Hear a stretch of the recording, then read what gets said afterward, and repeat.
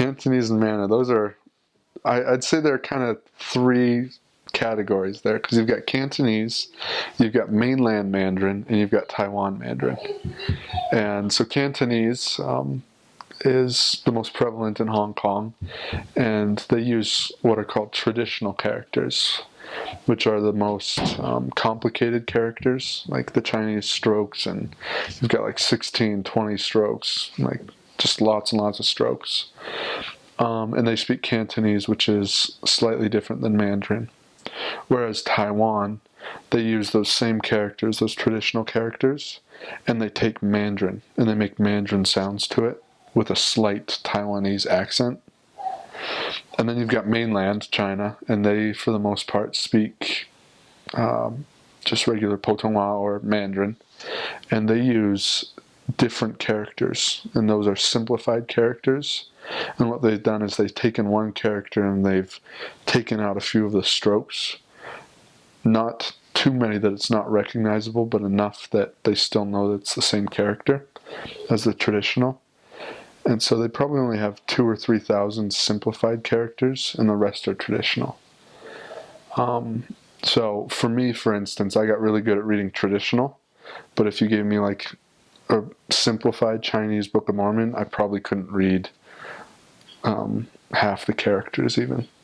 And so that was sometimes a struggle if you're trying to teach someone who knows Mandarin, because they want to read in simplified, but all you know is traditional, and so you're just trying to find the medium ground between those two.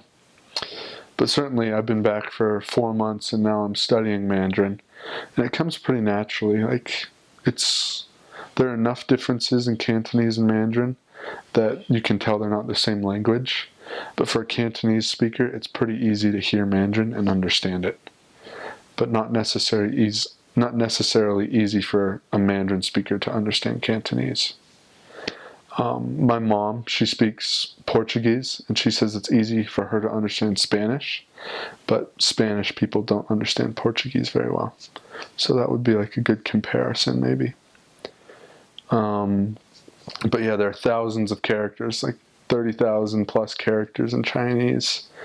You need about 5,000 to be able to read a newspaper, and you need probably close to 2,000 or 3,000 to read the Book of Mormon. And so towards the end of my mission is when I got up near about 2,000, 3,000 characters, and that was when I was really able to read the Book of Mormon in Chinese with investigators, and so that was a lot of fun.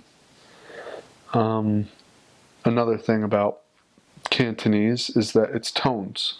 There are a lot of tones to the language, and so you'll have like a high tone, a mid-tone, a mid-rising, a mid-falling, and then you have a low, low-rising. And so those are kind of the standard tones with a few little deviations. Whereas Mandarin, they have a high tone, high falling. They have this alternating tone that goes down and up.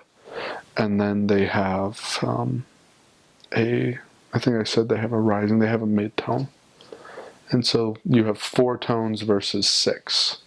And so that's why some people think it's easier to move from Cantonese to Mandarin, is because you're taking out a few of those tones. But certainly for me, even some of those tones aren't the same. So it's not an easy transition. Like if the word is in Cantonese, if it's a low rising tone, it's not necessarily a low rising tone in Mandarin. It could be like a high falling.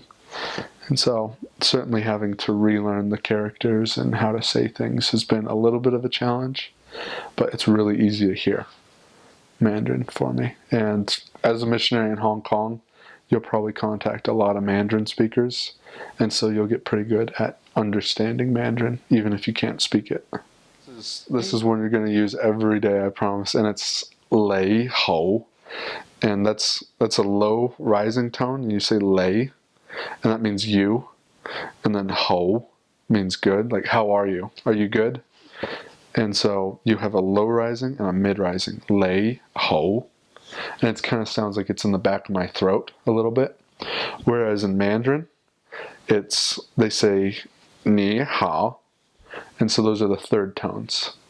And so it's ni hao, and that's a little more in the front of your mouth. Instead of being in the back of my throat when I speak Mandarin, it's right up near my teeth.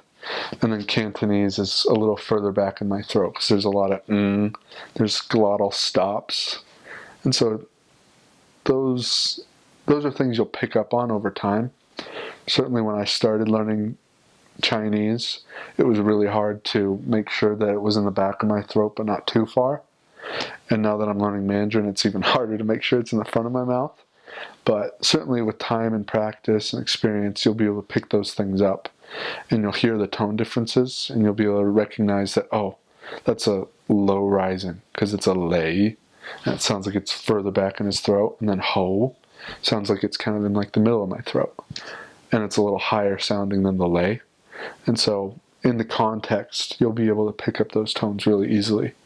So maybe you don't know the word, but you can ask like your senior companion, or you can ask a native and say, hey, what does this mean? And they could tell you pretty accurately what it is. Certainly. So in Cantonese, if I want to say, hello, my name is Elder Sivak, I'd say, Lei ho, o hai xin zheng lao.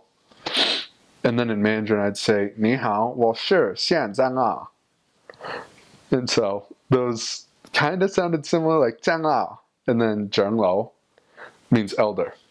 And so you'll pick up that real quick. My character, my last name in Chinese is Xin, which is mid-rising. But in Mandarin, it's Xian, which is a third tone, which is that V, which is Xian. And so certainly with time, you'll be able to be like Ni hao or Lei ho, and you'll pick those up real fast, and you'll be able to distinguish a little bit better.